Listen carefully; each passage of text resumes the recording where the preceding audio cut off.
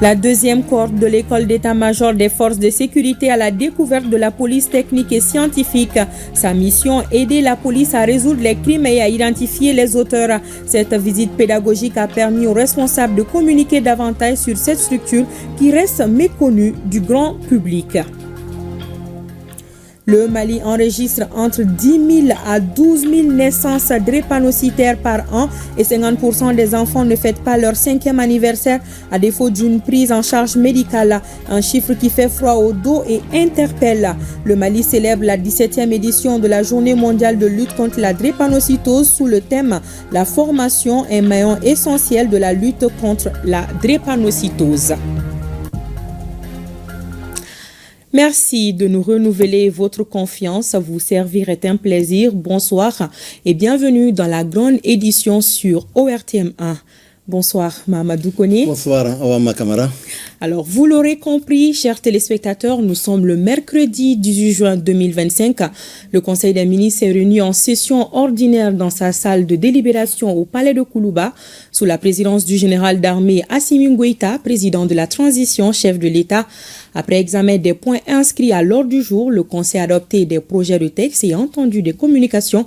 Quelles sont les grandes décisions de ce Conseil, Mahamadou Kone? Au chapitre d'abord des mesures législatives et réglementaires, 1. Sur le rapport du ministre de la Défense et des anciens combattants, le Conseil des ministres a adopté des projets de texte relatifs à la création, à l'organisation et aux modalités de fonctionnement du commandement des opérations spéciales. Dans le cadre de la mise en œuvre des réformes enclenchées au sein des forces armées et de sécurité pour faire face aux défis sécuritaires, plusieurs unités des forces spéciales ont été créées, notamment le bataillon autonome des forces spéciales et des centres d'aguerrissement, les forces antiterroristes, la force spéciale air, le groupement de reconnaissance et d'intervention. L'emploi de ces différentes unités des forces spéciales en opération a mis en exergue certaines insuffisances qu'il convient de corriger. Le projet de texte adopté crée le commandement des opérations spéciales qui sera articulé autour d'un organe de commandement et d'un centre de planification et de conduite des opérations spéciales en vue d'une meilleure exécution des opérations militaires menées par les forces spéciales. 2. Sur le rapport du ministre de l'Économie et des Finances, le Conseil des ministres a adopté un projet de décret portant approbation du marché relatif aux travaux de construction de la station de traitement des boues de vidange de Tienfala et l'aménagement des voies d'accès. Ce marché est conclu entre le gouvernement de la République du Mali et le groupement CCB SAS, Touja SAS, pour un montant de 3 milliards 997 millions 914 222 francs CFA, toutes taxes comprises, et un délai d'exécution de 10 mois hors saison des pluies. La réalisation de ces travaux s'inscrit dans le cadre de la mise en œuvre de la composante 2, amélioration de l'approvisionnement en eau, de l'assainissement et de l'hygiène du projet de résilience urbaine de Bamako. Le projet de décret adopté permettra la réalisation d'une station de traitement des boues de vidange à Tienfala, avec une capacité de 140 871 mètres cubes par an et 2 194 066 kg de matière sèche par an. 3. Sur le rapport du ministre de l'Urbanisme, de l'Habitat, des Domaines, de l'Aménagement des territoires et de la population, le Conseil des ministres a adopté des projets de décret portant affectation au ministère de la Défense et des anciens combattants de parcelles de terrain dans les cercles de Mopti, Djema, Kita, Bougouni, Koutiala et San. Les parcelles de terrain, objet de titre foncier, numéro 15079 du cercle de Mopti, d'une superficie de 10 hectares, 0 ar, 5 centiares, 6 à Nantaka, commune rurale de Sokoura, région de Mopti. Numéro 841 du cercle de Djema, d'une superficie de 500 hectares, 0 ar, 0 centiares, 6 à Djema, commune rurale et cercle de Djema, région de Nioro.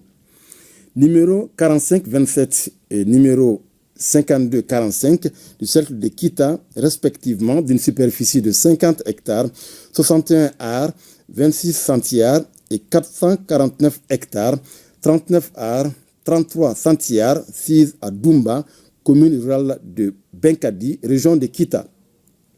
Numéro 1483 du cercle de Bougouni d'une superficie de 747 hectares, 42 arts, 49 centiares, 6 à Bougouni, commune urbaine, cercle et région de Bougouni.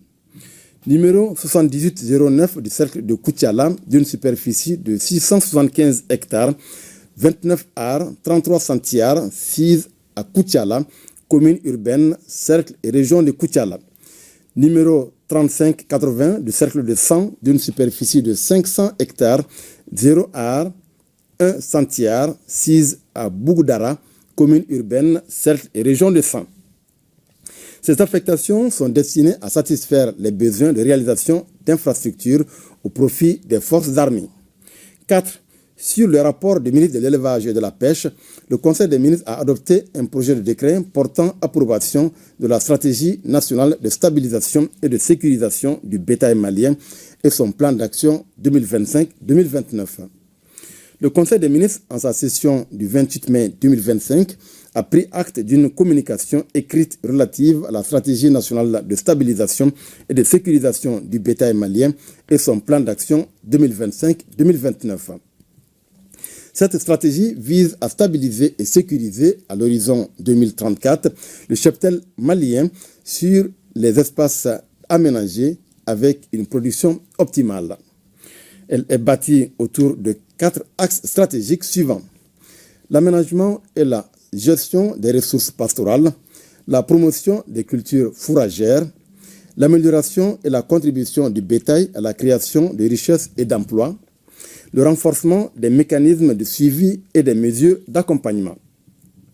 Le projet de décret adopté consacre l'approbation formelle de la dite stratégie et ouvre la voie à la mise en œuvre des actions prévues dans son plan d'action couvrant la période 2025-2029. Au chapitre des communications, 1. Sur le rapport du ministre de l'Économie et des Finances, le Conseil des ministres a pris acte d'une communication écrite relative aux documents de programmation budgétaire et économique pluriannuelle 2026-2028. Conformément aux dispositions de la loi numéro 2013-028 du 11 juillet 2013, modifiée, relative aux lois de finances, le projet de loi de finances de l'année est élaboré par référence à un document de programmation budgétaire et économique pluriannuelle couvrant une période minimale de 3 ans. Le document de programmation budgétaire et économique pluriannuelle est soumis au débat d'orientation budgétaire au Parlement au plus tard à la fin du 2e trimestre de l'année. Il permet au gouvernement d'informer le Parlement sur les perspectives d'évolution des finances publiques et de partager avec lui les objectifs, les orientations et les contraintes de la politique budgétaire à moyen terme.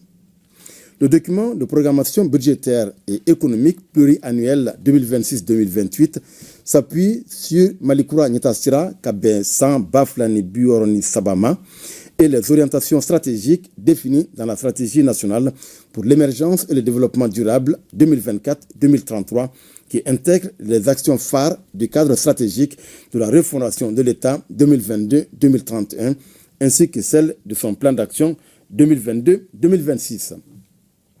Le présent document prend également en compte le plan d'action du gouvernement 2025-2026 qui découle des orientations des documents stratégiques, notamment la feuille de route du président de la transition, les recommandations issues des assises nationales de la refondation et du dialogue intermalien.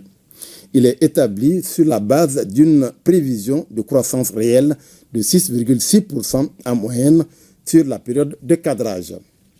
Sous cette hypothèse, les efforts de mobilisation de recettes fiscales visent à atteindre un taux de pression fiscale moyen de 14,6%, passant de 14,1% en 2026 à 14,6% et 15,1% respectivement en 2027 et 2028.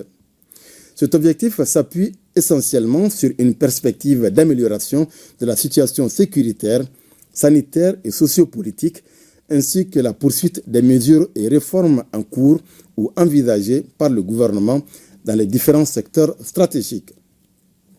Le coût global pour la mise en œuvre des actions du gouvernement sur la période 2026-2028 est projeté en moyenne à 3 997,8 milliards de francs CFA. 2.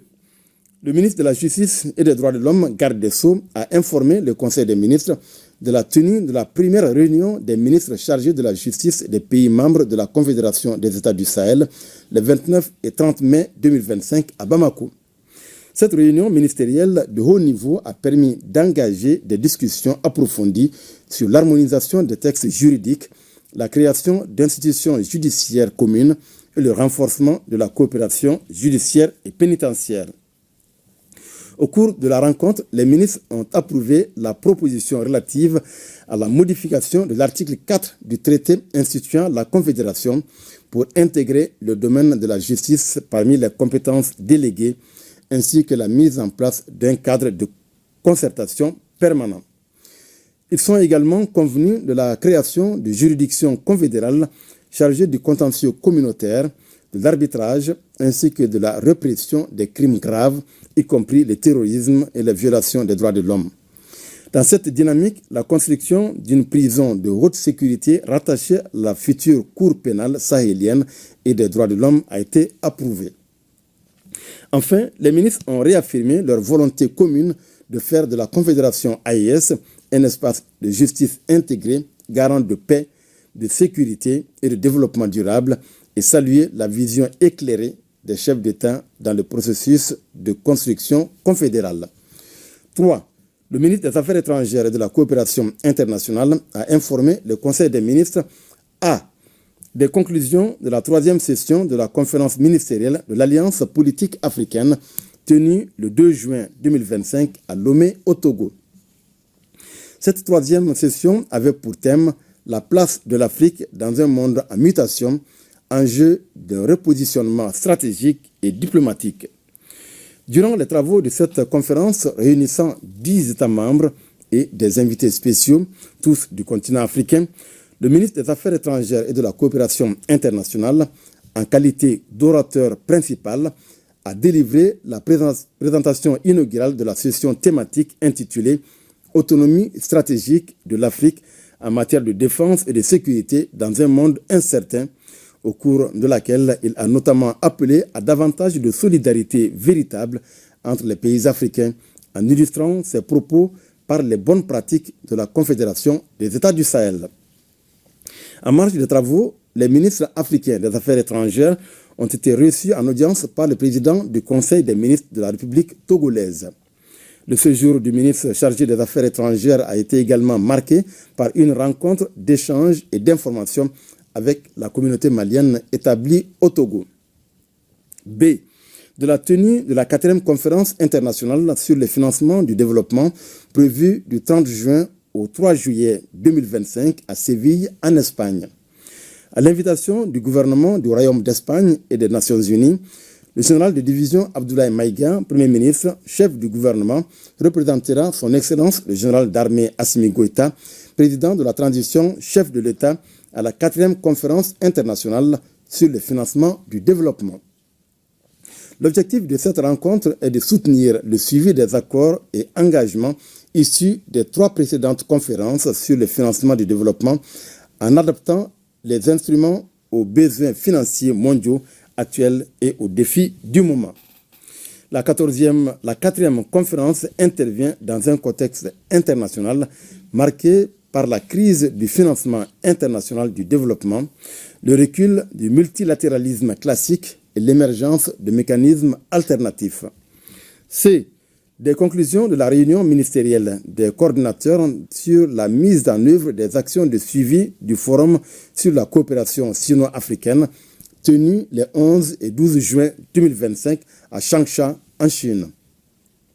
Ce forum, qui porte sur l'industrie et la technologie en vue de renforcer les relations dans les domaines de la finance et du droit pour une meilleure coopération mondiale, a adopté 3 rapports portant sur le suivi de l'exécution des actions.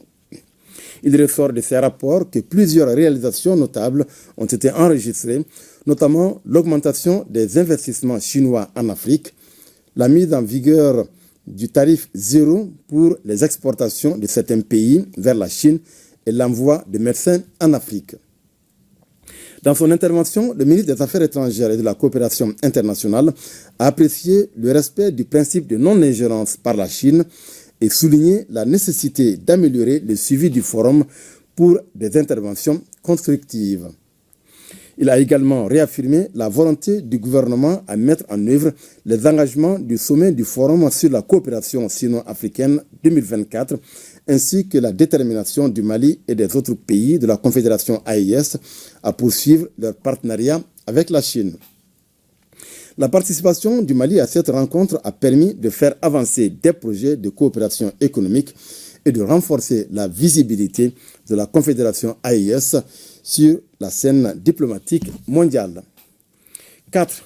Le ministre de l'Économie et des Finances a informé le Conseil des ministres de la décision du retrait du Mali de la liste grise du groupe d'action financière. Le groupe d'action financière est un organisme intergouvernemental ayant pour mission principale d'établir des normes internationales visant à protéger le système financier international contre les fléaux de la criminalité transnationale organisée. À l'issue de l'évaluation mutuelle du dispositif du Mali en 2019, le groupe d'action financière a évalué les progrès de notre pays au 30 juin 2021, date de clôture de la période d'observation, en le plaçant sur la liste grise. L'inscription de notre pays sur cette liste est assortie d'un plan d'action de 27 mesures à mettre en œuvre pour l'atténuation des insuffisances du dispositif de lutte contre le blanchiment de capitaux, le financement du terrorisme et le financement de la prolifération des armes de destruction massive. Après la visite sur site au Mali, en vue de constater l'effectivité de la mise en œuvre des 27 mesures, ainsi que la recommandation de la plénière du groupe de revue de la coopération internationale, le groupe d'action financière a décidé du retrait du Mali de la liste grise le 13 juin 2025. Ce résultat est le fruit de l'engagement constant du gouvernement du Mali ainsi que de l'ensemble des parties prenantes dans la lutte contre le blanchiment de capitaux, le financement du terrorisme et la prolifération des armes de destruction massive.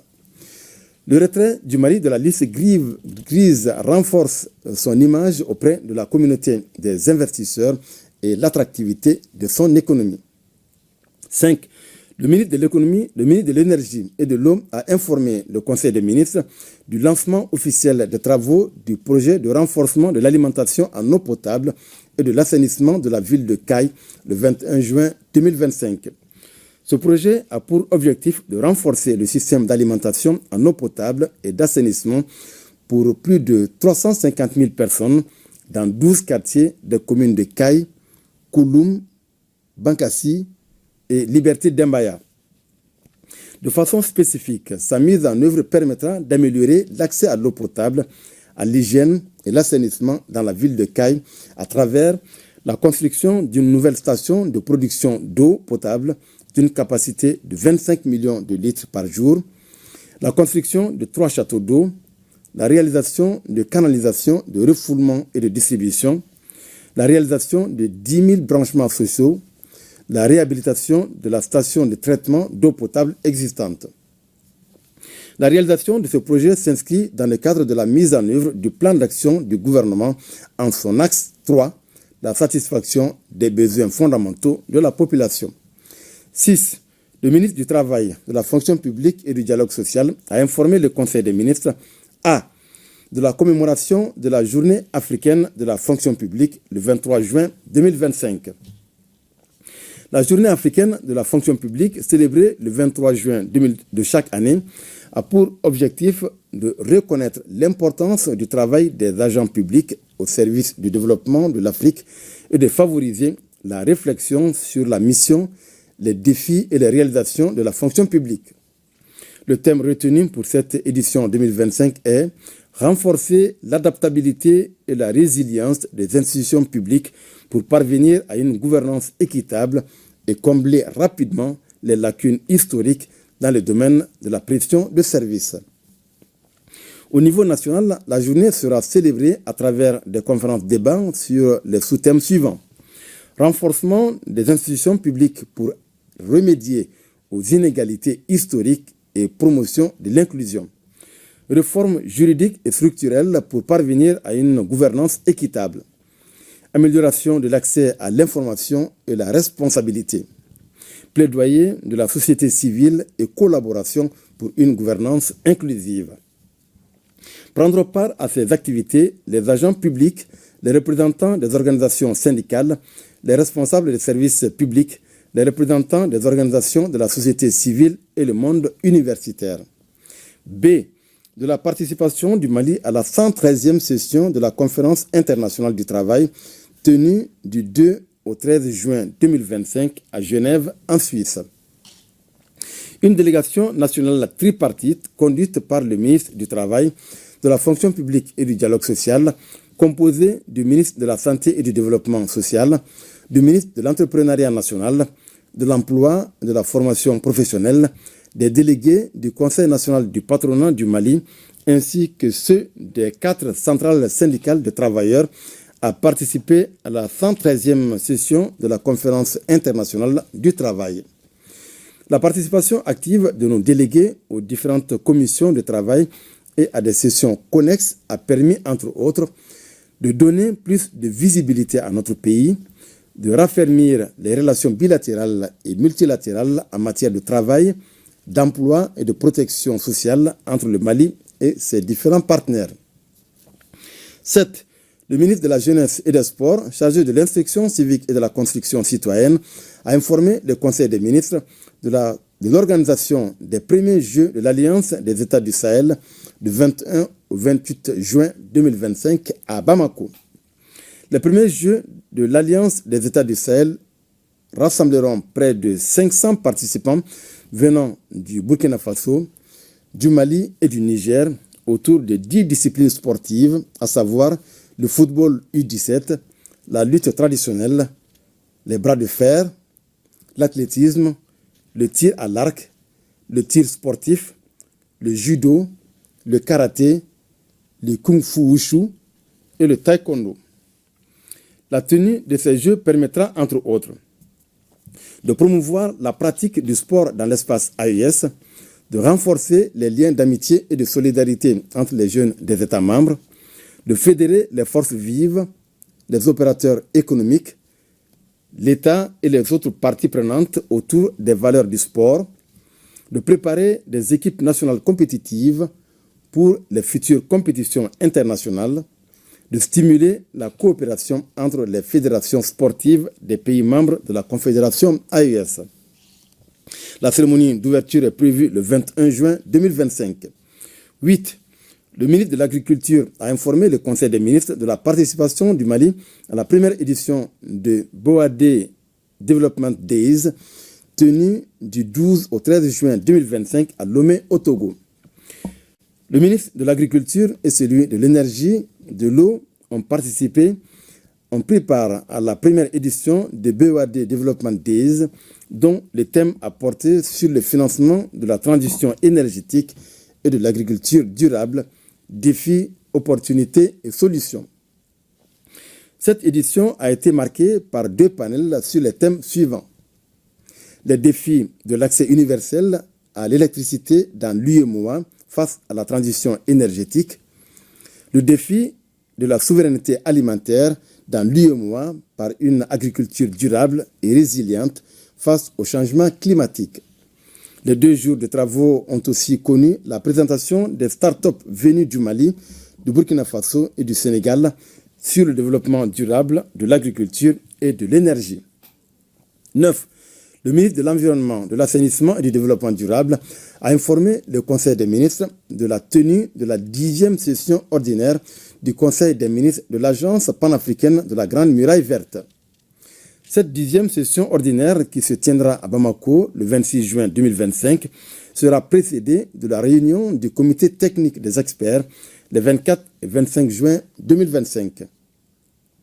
L'initiative de la Grande Muraille Verte, fruit d'une coopération régionale des États sahélo-sahariens lancée par l'Union africaine, est un programme intégrateur conçu pour répondre aux effets combinés des défis environnementaux comme la désertification, le changement climatique et la perte de la biodiversité dans la bande sahélo-saharienne. Sa mise en œuvre est coordonnée par l'Agence panafricaine de la Grande Muraille Verte qui regroupe le Burkina Faso, l'Érythrée, l'Éthiopie, le Mali, la Mauritanie, le Niger, le Nigeria, le Sénégal, le Soudan, le Tchad et Djibouti. Les objectifs de cette session portent notamment sur la validation des documents de planification et de gestion de l'agence, l'examen des résultats du processus de recrutement du nouveau secrétaire exécutif, l'évaluation de l'état des contributions statutaires des États membres, l'examen de la nouvelle stratégie de la Grande Muraille Verte.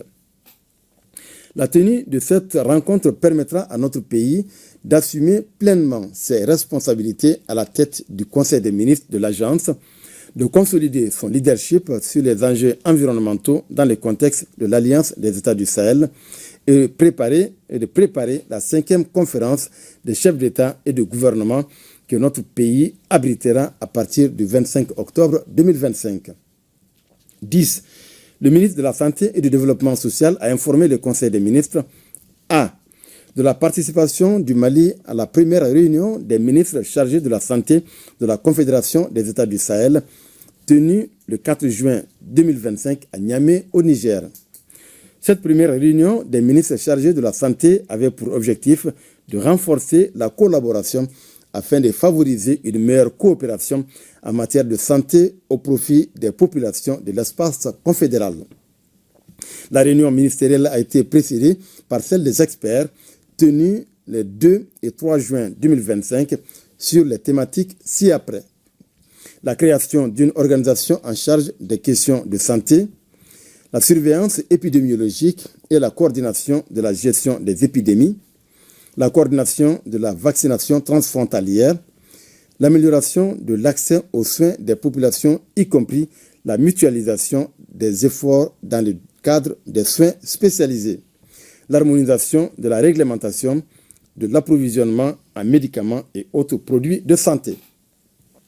Au cours de leurs travaux, les ministres ont validé les recommandations et la feuille de route relative à la création d'une organisation en charge de la santé dans l'espace confédéral. En marge des travaux, les ministres des 3 pays ont été reçus en audience par son Excellence, le président de la République du Niger. B. De la situation épidémiologique du pays, marquée notamment par une augmentation du nombre de cas confirmés de dengue comparé à celui de la semaine écoulée. Le président de la transition, chef de l'État, a appelé la population au respect strict des mesures de prévention et de lutte contre les maladies. Voilà, Awama, ce qu'il fallait retenir du communiqué du Conseil des ministres de ce mercredi. Merci bien, Mamadou Koné, pour toutes ces précisions. On vous retrouve la semaine prochaine, plaise à Dieu. À présent, le contenu de ce communiqué, les forces armées maliennes ont vigoureusement repoussé une nouvelle attaque des groupes armés terroristes contre le poste de sécurité de Djoura dans la région de Mopti ce mercredi 18 juin 2025. L'état-major général des armées rassure que la situation est totalement sous contrôle et invite les populations à la vigilance. Nous restons à Koulouba, où le président de la transition, le général d'armée Assimi Goïta, s'est entretenu hier avec le chargé d'affaires de l'ambassade de Chine au Mali. Les échanges ont porté sur le point d'exécution des contrats signés lors de la dernière visite du président de la transition en Chine avec les autorités de ce pays, ami du Mali. C'était au cours du forum sur la coopération sino-africaine en 2024. On notait la présence du ministre de la Défense et des anciens combattants. Les 2 personnalités s'expriment au micro de Alousseni Touré. Cette rencontre s'inscrit dans le suivi de concrétisation du consensus historique entre les 2 chefs d'État au cours du sommet du FOCAC. FOCAC, c'est le Forum de la coopération sino-africaine. Donc, dans cette rencontre historique, nos 2 chefs d'État sont parvenus à des décisions très importantes en faveur du bien-être de nos 2 grands peuples. Cette rencontre s'inscrit dans la concrétisation de consensus. Les 2 équipes ont échangé d'une manière constructive, sérieuse, approfondie et professionnelle. Ils sont parvenus à des points, à des consensus très structurants, très importants. Son Excellence, le général d'armée Assimi Goïta nous a accordé une audience. C'était l'occasion pour nous de faire le point des contrats que nous avons eu à signer avec la partie chinoise lors du sommet FOCAC en Chine. Donc, c'est des contrats qui ont été signés dans plusieurs domaines. En ce qui nous concerne, le volet défense, c'est des contrats dont la mise en œuvre a commencé. Donc, le président a souhaité à ce que nous venions de temps en temps lui faire le point pour lui permettre de suivre personnellement ses engagements. Je peux vous rassurer que les deux parties sont en train d'honorer leur engagement. Le président a surtout insisté sur le transfert de compétences qui est pour lui un élément essentiel pour permettre vraiment à notre nation, à notre armée de pouvoir voler de ses propres ailes. Le président du Haut Conseil des collectivités a reçu ce matin le bureau du Conseil national de la jeunesse du Mali. La fêtière de la jeunesse est venue échanger avec les conseillers de la République sur le fonctionnement du CNJ et solliciter leur accompagnement. La rencontre a permis d'échanger sur des sujets qui touchent à la jeunesse, particulièrement la consommation de la drogue. Pour plus de précisions, écoutons le secrétaire général du CNJ Mali, Habib Sawane. Il est au micro de Mamadou Fane. Après la mise en place du bureau, nous avons jugé nécessaire de prendre contact avec les institutions de la République et aussi l'ensemble des ministères qui peuvent nous aider dans l'accomplissement de notre mission. Il faut rappeler que l'une des missions du Conseil national de la jeunesse, c'est d'accompagner l'État dans sa politique de la jeunesse. Et nous savons que dans chaque institution, il y a des programmes pour accompagner la jeunesse. Et nous sommes venus ce matin au niveau du Haut Conseil des collectivités pour nous acquérir de leur fonctionnement et de leur mission pour qu'ensemble nous pouvons créer un cadre de collaboration pour l'intérêt de la jeunesse malienne. Et aujourd'hui, la jeunesse vraiment est enracinée par la consommation de drogue. Et le Conseil national de la jeunesse du Mali, depuis sa mise en place, a commencé à réfléchir sur comment est-ce qu'il faut lutter contre ces flots pour l'intérêt de la jeunesse malienne. Et après l'interpellation de nos plus hautes autorités, nous sommes proches des jeunes et nous avons déjà commencé la sensibilisation et surtout de montrer à la jeunesse que l'intérêt aujourd'hui n'est pas dans la drogue. L'intérêt de la jeunesse, c'est dans l'étude, c'est dans le travail et aussi le dévouement. C'est ce que nos papas viennent de nous rappeler et nous en sommes conscients. Et nous avons pris bonne note et nous avons déjà commencé et nous allons intensifier la sensibilisation. Et comme mentionné dans les titres, la deuxième cohorte de l'école d'état-major des forces de sécurité à la découverte de la police technique et scientifique. Sa mission, aider la police à résoudre les crimes et à identifier les auteurs. Les responsables de la Direction générale de la police technique et scientifique ont saisi l'opportunité pour communiquer sur une structure encore méconnue. Le compte-rendu de cette visite avec Alousseni Touré. La police technique et scientifique est un instrument mis en place par les autorités en vue d'aider les instances judiciaires dans la manifestation de la vérité, notamment dans le cadre de la lutte contre la criminalité et le terrorisme. Elle dispose de laboratoires spécialisés dans la détection et le traitement des dossiers d'individus soupçonnés de crimes. Elle dispose pour cela d'une base de données contenant tous les profils potentiels. La DGPTS ambitionne de s'ériger en pôle d'excellence en matière de criminalistique et de sciences médico-légales en ce qui concerne le traitement en laboratoire des éléments de preuve matériels en vue de renforcer les procédures d'enquête de la police nationale, de la gendarmerie nationale, des services centraux spécialisés ainsi que celles initiées dans les cours et tribunaux de la justice. Les stagiaires de l'école d'état-major des forces de sécurité et leur encadrement ont prêté une oreille attentive aux explications données par les responsables de la police technique et scientifique. L'école d'état-major est une mine de compétences au service de la hiérarchie militaire. La présente cohorte représente 34 auditeurs, dont 2 du Burkina et 2 du Niger. Cette école regroupe les hauts cadres des forces de sécurité, notamment la police nationale, la gendarmerie nationale, la garde nationale et la protection civile, et bien d'autres acteurs de sécurité.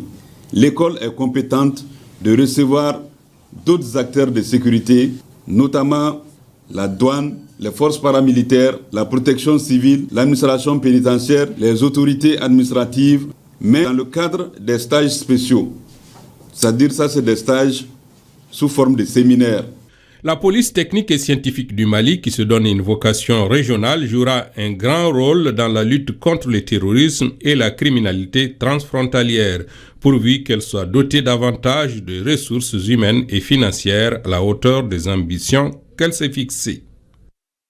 Geste de solidarité de la Chambre de commerce de Fuyan au Mali. Dans le cadre des activités de la journée de l'enfant africain, elle a remis des équipements solaires, des vivres, des habits et des sacs aux pensionnaires du centre d'accueil et de placement familial de Niamana d'un coût total de 18 millions de francs CFA, ce dont contribuera à améliorer les conditions de vie de ces enfants vulnérables. Aïssata Saliou Maïga, reportage. À travers ces dons composés de 20 bidons d'huile, de 50 sacs de riz, de 100 sacs d'écoliers, des panneaux solaires, des batteries lithium, des convertisseurs, des cartons de boissons et 2 balles d'habits de friperie pour enfants de 0 à 5 ans, la Chambre de commerce de Fuyan au Mali entend renforcer l'amitié et la solidarité du peuple chinois envers les enfants vulnérables du centre d'accueil et de placement familial communément appelé pouponnière. D'une valeur de 18 millions de francs CFA, ce don contribuera à améliorer les conditions de vie de ces enfants vulnérables et à renforcer les capacités énergétiques du centre d'accueil et de placement familial. Je suis très heureux de constater que la communauté chinoise au Mali travaille main dans la main avec l'ambassade, assumant activement sa responsabilité sociale et contribuant conjointement à assurer le bien-être des enfants maliens. Leur engagement généreux aujourd'hui en offrant ces biens essentiels aux enfants est un magnifique exemple de leur intégration profonde au sein de la société malienne. Leur action renforce les liens d'amitié entre nos deux peuples et manifeste parfaitement l'esprit de communauté de destin pour l'humanité. Cette action humanitaire de la Chambre de commerce de Fuyan au Mali, qui s'inscrit dans le cadre de la célébration de la journée de l'enfant africain, a été appréciée à sa juste valeur. Cette donation est l'une des activités phares de la célébration de la journée de l'enfant africain, 16 juin, édition 2025, qui commémore le massacre des enfants de Soweto en 1976 par le régime d'apartheid. Depuis 1991, la journée est célébrée au Mali. Le thème choisi s'intitule « Nos valeurs et cultures, un bouclier pour nos enfants ». À noter que le centre d'accueil et de placement familial compte 109 pensionnaires, dont 45 garçons et 64 filles, et 57 enfants sont en situation de handicap. Je vous le disais dans les titres, le Mali enregistre entre 10 000 à 12 000 naissances drépanocytaires par an et 50% des enfants ne fêtent pas leur 5e anniversaire à défaut d'une prise en charge médicale. Un chiffre qui fait froid au dos et interpelle. Le Mali célèbre la 17e édition de la Journée mondiale de lutte contre la drépanocytose sous le thème « La formation, un maillon essentiel de la lutte contre la drépanocytose ». Dans son message, la ministre de la Santé et du Développement social revient sur les efforts du gouvernement et les activités prévues pour la célébration de la journée. Les grandes lignes de son discours avec Awa Adaman Koulibaly. Des douleurs indescriptibles, l'incompréhension, le manque de soutien et le besoin constant de sang. Voici entre autres difficultés auxquelles font face les drépanocytaires. Cette maladie génétique du globule rouge fait de nombreux morts et handicaps en Afrique et le Mali n'échappe pas aux statistiques alarmantes. Au Mali, nous enregistrons chaque année 10 000 à 12 000 naissances drépanocytaires. Ce taux de naissance drépanocytaire interpelle dans la mesure où, en absence d'une prise en charge médicale spécifique, 50% de ces enfants ne fêteraient pas leur 5e anniversaire. 5 ans après la déclaration de la drépanocytose comme une priorité de santé publique, le Mali ouvre un centre dédié à sa prise en charge globale. Depuis 2010, le Centre de recherche et de lutte contre la drépanocytose accompagne les malades. Mais ce n'est pas assez. Il faut une formation. Le thème choisi cette année est « La formation, un maillon essentiel de la lutte contre la drépanocytose ». Ce thème n'est pas fortuit, puisqu'il entre en droite ligne de la stratégie de lutte contre la maladie à travers la formation d'une masse critique de professionnels afin de rapprocher les soins des soignés. Je sais que des efforts ont été consentis, mais beaucoup reste à faire. Donnons-nous encore la main pour faire face aux défis du moment en matière de lutte contre cette maladie longtemps restée dans l'ombre. À cause de son caractère héréditaire, le dépistage prénuptial et le diagnostic précoce permettent de réduire considérablement l'incidence de la drépanocytose. Bamako abrite depuis hier la conférence interafricaine des marchés d'assurance. Les participants discutent de plusieurs thématiques, la pratique de la réassurance vie, la couverture des violences politiques, le terrorisme.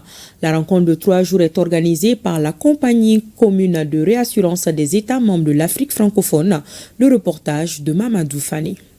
L'industrie des assurances africaines s'adapte au contexte géopolitique et géostratégique. Face aux conséquences du terrorisme et d'autres sinistres, les assurances sont de plus en plus sollicitées pour couvrir les violences politiques et le terrorisme.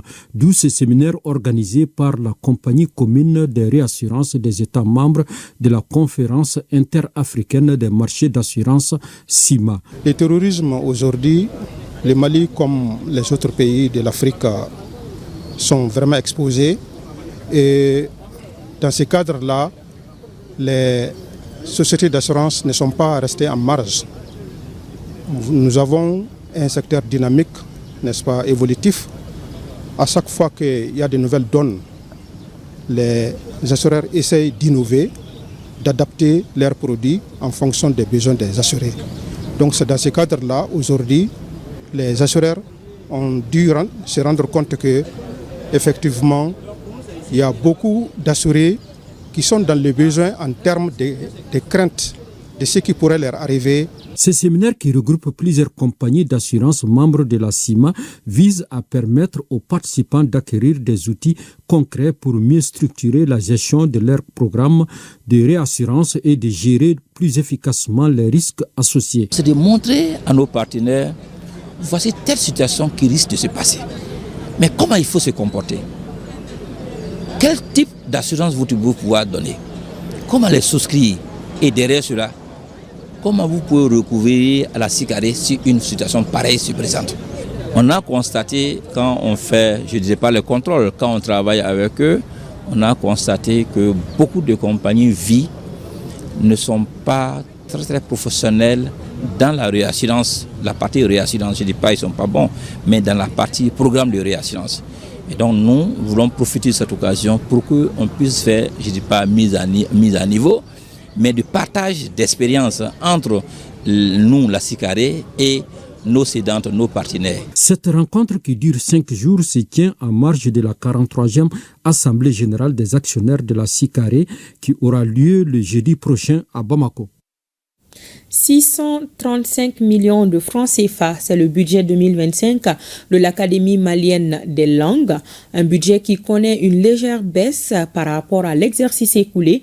La structure a tenu hier la 13e session ordinaire de son conseil d'administration.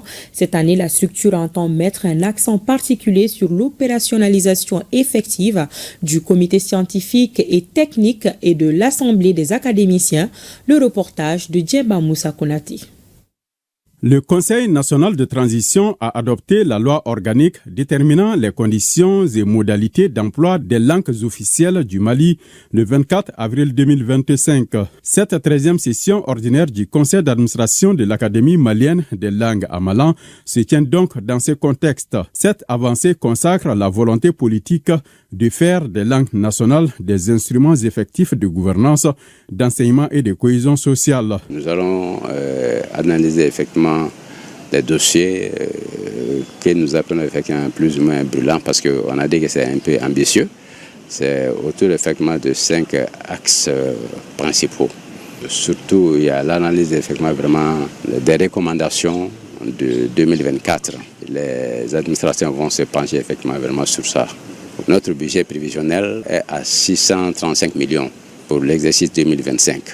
Contre 657 millions pour l'exercice 2024. Il y a quand même une baisse, mais je crois qu'on fait avec. Structure emblématique de notre souveraineté linguistique et culturelle, en 2024, l'Amalan a réalisé plusieurs activités majeures, dont la relecture de documents linguistiques de référence, notamment de grammaire et de lexique spécialisés dans 12 langues officielles et bien d'autres. Au titre de 2025, l'Amalan présente un programme ambitieux. Le programme d'activité 2025 que vous aurez à examiner est ambitieux.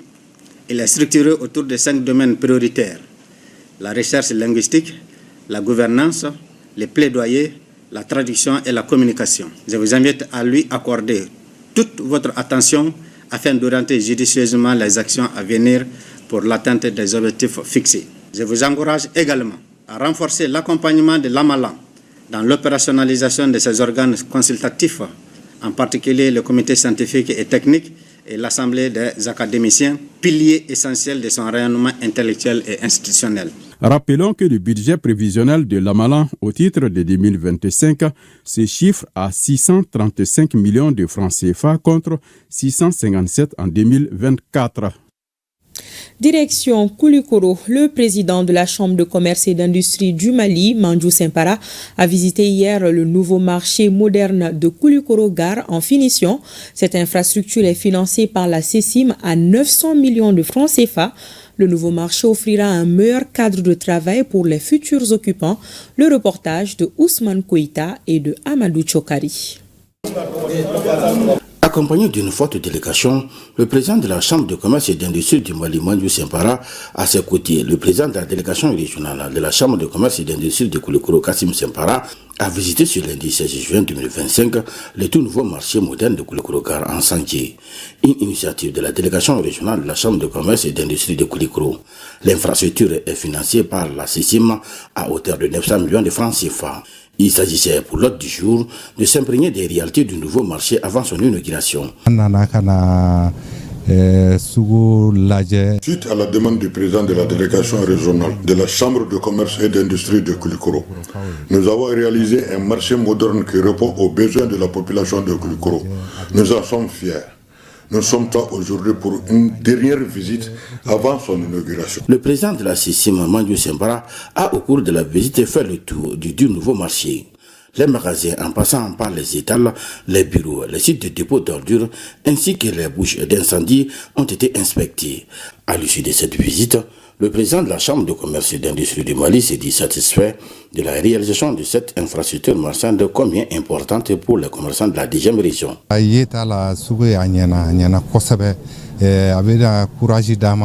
Ce que je vis aujourd'hui me donne le courage de m'aventurer sur d'autres grands chantiers à l'intérieur du Mali. Maintenant, je demande à la population de s'approprier de ces joyaux pour le bonheur des commerçants et de nous tous. La délégation, après avoir bouclé la visite, s'est rendue au gouvernorat pour une visite de courtoisie. De Koulikoro, nous sommes à Taoudéni. Plus de 11 000 personnes victimes des inondations de 2024 bénéficient de l'accompagnement des autorités nationales en partenariat avec la Banque mondiale. Ces bénéficiaires ont reçu une quantité importante de vivres et de non-vivres à travers le projet de résilience urbaine de Bamako, Pruba, le reportage de Fousseni Samaké et de Alou Koulibaly. Cette opération de distribution de vivres et de non-vivres dans la région de Taoudéni est une initiative des autorités nationales à travers le projet de résilience urbaine de Bamako Pruba, en partenariat avec la Banque mondiale. Ces dons sont destinés aux victimes des inondations de 2024. Ainsi, 11 593 personnes vont recevoir des céréales, du sucre, de l'huile, des couvertures, des nattes, des moustiquaires imprégnés, des tentes et des kits scolaires. Les victimes, elles sont au nombre de 11 593. Elles sont réparties entre 1932 ménages. Et tous les cercles de la région de Taoudéni sont concernés, pour 12 communes. Donc, tous les vivres, les non-vivres qui ont été apportés ont été pour amoindrir, pour soulager les communautés qui ont été victimes de ces inondations. Les bénéficiaires apprécient ce geste de solidarité gouvernementale. Je tiens à remercier tout d'abord les services techniques de la région, nos responsables politiques, notre administration locale et régionale, et pour tous les efforts qui ont été fournis. J'engage particulièrement les membres des commissions communales à veiller au bon déroulement de cette activité et surtout à prendre toutes les dispositions afin que ces vivres et non-vivres soient remis aux vrais bénéficiaires. Je demande aux préfets et services techniques en charge de la supervision de veiller à un suivi effectif et régulier des opérations de distribution afin de s'assurer de son bon déroulement conformément aux attentes des plus hautes autorités du pays. À travers ces dons, le gouvernement malien et ses partenaires témoignent leur solidarité à l'endroit des victimes des inondations de 2024. 300 jeunes du Mali et du Burkina se sont donné rendez-vous à Benena, dans la région de San. C'est à la faveur de la 3e édition des journées interconfessionnelles transfrontalières. Cette année, les débats ont porté sur l'entrepreneuriat agricole familial pour un développement harmonieux, paisible et sécurisé. Drissa Kone nous fait revivre les temps forts de ces assises. Cela fait 3 années consécutives que la conférence épiscopale du Mali organise ces journées interconfessionnelles transfrontalières des jeunes sur l'entrepreneuriat agricole familial. L'objectif est de renforcer la résilience des familles afin d'instaurer une paix durable sur la frontière Mali-Burkina. Ces 3 jours de rencontres entrent dans le cadre du projet Initiative Paix au Sahel. Cette année, nous avons souhaité jeter les bases d'une meilleure organisation, d'une meilleure structuration de ceux qui s'engagent dans cette dynamique de l'entrepreneuriat agricole que nous avons appelé mouvement Songhai Mali. Donc ce mouvement Songhai Mali est fondé sur le centre Songhai qui est au Bénin et qui travaille sur l'entrepreneuriat agricole et dans le respect de l'environnement.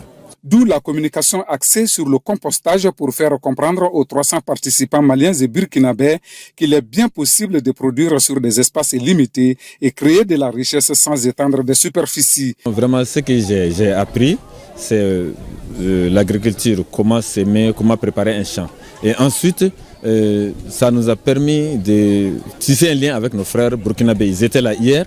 Bon, compte tenu de la situation sécuritaire, en tout cas, ils sont rentrés. L'année passée, selon ces conseils-là qu'on nous a donnés, on a fait le fumier. On a gagné beaucoup de maïs, on a gagné beaucoup de riz. Et puis, on a planté beaucoup d'arbres. Cette culture de la terre, jadis productive, mérite d'être rappelée à la nouvelle génération. Vous voyez que cette année, c'est l'année de la culture. Mais pour nous, la culture aussi, c'est le travail de la terre. Et donc, nous intégrons tout ceci.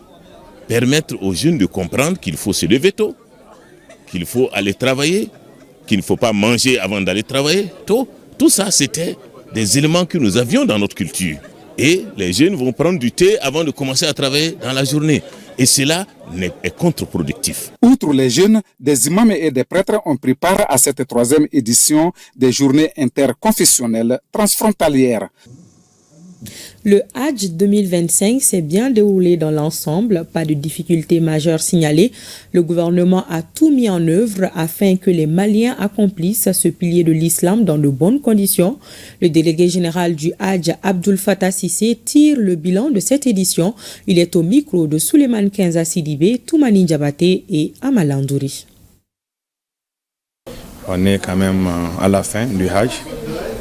Donc les bilans qu'on peut tirer du Hajj 2025, globalement, c'est positif. On a pu quand même amener l'ensemble de nos pèlerins. On a 13 323 pèlerins. On a pu éditer les visas, faire des formalités et finir avec tout et faire la programmation des vols. Ça, c'est pour la filière gouvernementale et les privés également. Le départ pour Mina, Arafat, Mousdalifa. Donc ça aussi, rien n'a manqué aux pèlerins maliens. Donc ils sont transportés à Mina à temps, et des Mina à Arafat aussi à temps, des Arafat à Mousdalifa à temps, et après le Hajj aussi les retours. Donc côté transport, tout a bien marché et il n'y a vraiment rien n'a manqué aux pèlerins maliens. Et pour le moment, on peut vous dire que vraiment on a enregistré 7 cas de décès, 3 femmes et 4 hommes. Il y a eu quand même des difficultés au début parce qu'on n'a pas pu respecter les délais indiqués pour finir avec les contrats. Donc du coup, le 14 février 2025 a été fixé pour finir avec l'ensemble de nos contrats. On n'a pas pu respecter ça au niveau du Mali parce que les transferts de fonds pour les privés a pris beaucoup de retard. Mais Dieu merci, alhamdulillah, avec la bonne volonté, avec l'accompagnement aussi des gouvernements de la transition qui nous a accompagnés, qui nous a soutenus, qui nous a facilité beaucoup de démarches dans nos opérations. Et on a pu quand même solliciter nos partenaires saoudiens, voilà, les organisateurs du Hajj en Arabie Saoudite, pour trouver vraiment des solutions et exceptions pour le Mali cette année. Et ce qui nous a quand même permis de finir avec l'ensemble de nos quotas, les 13 323 pèlerins maliens. Vraiment, ils ont eu leur visa, ils sont venus, ils ont fait leur Hajj et sans problème, ils ont commencé déjà à retourner. Et pour le moment, on a déjà à peu près 3000 Maliens qui sont déjà retournés au Mali. Nous restons à l'étranger pour parler de la Semaine africaine de l'UNESCO tenue les 19 et 20 mai dernier à Paris. C'était sous le thème « La solidarité mondiale pour la restitution et la restauration du patrimoine africain », le commentaire de Adam Maïga. L'artiste musicien Tchale Arbi et Abou Walagem, artiste multidimensionnel, peintre, sculpteur, costumier, dramaturge, ont pris part à la Semaine africaine de l'UNESCO. Ce rendez-vous annuel s'est tenu à Paris les 19 et 20 mai dernier. Au Mali, tout le monde parle des manuscrits, comme si c'était des images. Or, les manuscrits, c'est de la science, c'est de la chimie, c'est de la géométrie, c'est de la poésie. Quel est le contenu des manuscrits? Moi, c'est là où, quand je parle des manuscrits, c'est pour susciter les gens à aller vers la connaissance qui est cachée dans ces manuscrits. Parce que c'est un savoir ancestral qui est là depuis la nuit des temps. La Semaine africaine de l'UNESCO est organisée à tour de rôle. Cette année, le Kenya et la Tanzanie étaient à l'honneur. À travers la culture, il y a des liens. Si on ne s'entend pas politiquement, si on ne s'entend pas sur le plan matériel, mais sur le plan culturel, c'est là où il y a le message. C'est la culture qui permet à l'autre de traverser les frontières. C'est la culture qui permet ça. C'est la culture qui permet qu'un groupe au Mali, un groupe SAR, ne va pas hésiter à financer un artiste pour participer à cette semaine. La solidarité mondiale pour la restitution et la restauration du patrimoine africain était le thème retenu pour cette édition de la Semaine africaine de l'UNESCO.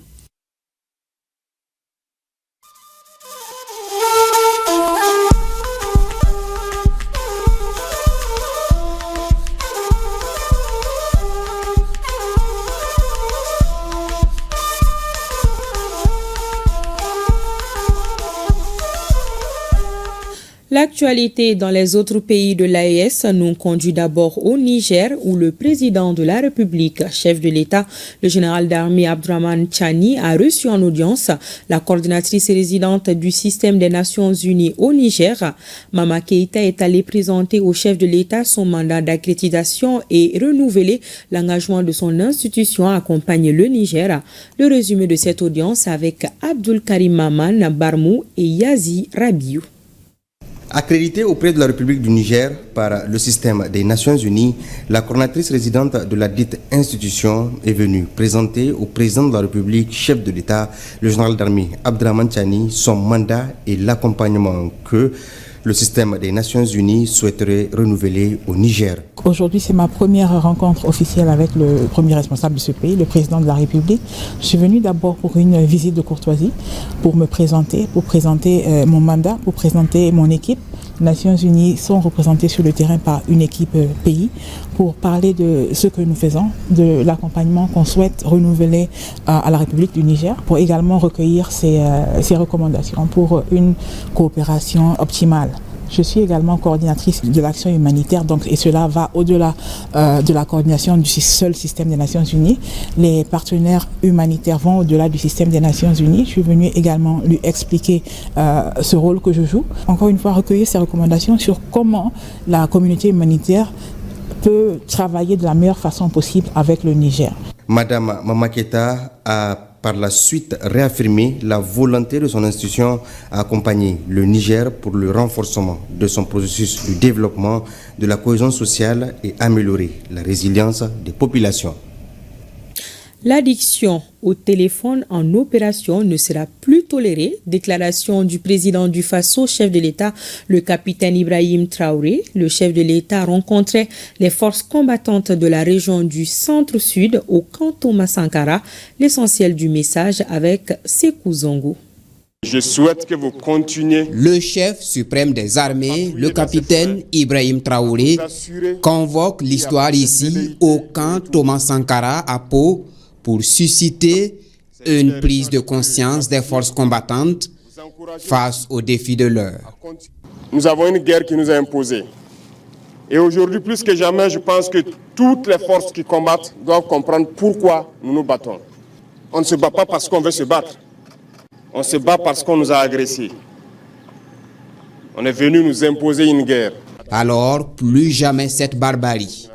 Il faut donc s'engager pleinement pour protéger l'héritage commun et ainsi assurer un avenir radieux à la jeune génération. En chef de guerre, le président du Faso invoque le Ditanier pour galvaniser les hommes.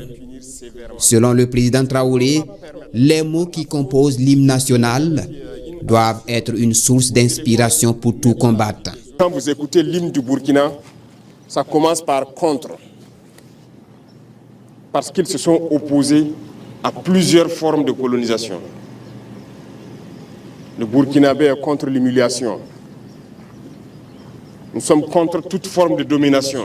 C'est un impératif pour chaque combattant de comprendre les enjeux du combat actuel que mène le Burkina Faso. Le pays mène un combat de libération, mais surtout un combat de mieux-être, un combat de développement durable. Je le dis souvent, le Burkina est très riche. En termes d'équipement également, nous avons beaucoup fait d'efforts. Mais où est-ce que nous avons eu ces ressources? Comprenez qu'il y avait de la richesse mal gérée. Battez-vous pour vos terres. Battez-vous pour léguer un Burkina meilleur aux générations à venir. Battez-vous pour qu'on puisse exploiter décemment nos ressources et que ça nous profite. Mais pour se battre, le combattant burkinabé doit se débarrasser de certaines attitudes contraires à la rigueur et à l'engagement sur le terrain. Et là-dessus, le chef de l'État se veut intransigeant. Ceux-là qui vont se montrer incapables de changer, de laisser tomber le téléphone en opération, nous allons les chasser de nos rangs et nous allons les punir sévèrement. Parce que nous n'allons pas permettre que par la faute de quelqu'un qui a une addiction au téléphone, mette la vie des autres en danger. Tolérance zéro également pour ceux qui travaillent à saper le moral des troupes. Le capitaine Ibrahim Traoré invite également les forces combattantes à faire corps avec les populations civiles, car, dit-il, c'est un facteur déterminant pour le succès de toutes les opérations de reconquête du territoire national.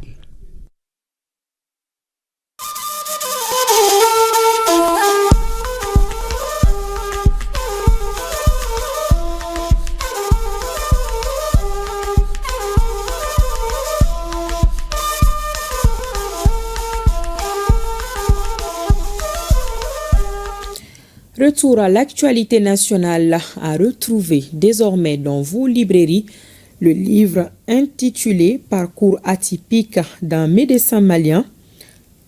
C'est une autobiographie de Dr Daouda Malé. L'œuvre met en exergue les exploits de l'auteur dans le cadre de la promotion de la santé publique.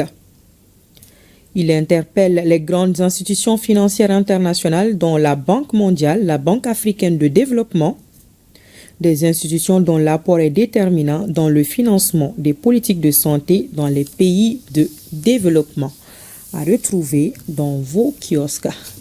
Et c'est la fin de cette édition. Merci de votre attention. Pensée spéciale à nos femmes. Bonsoir.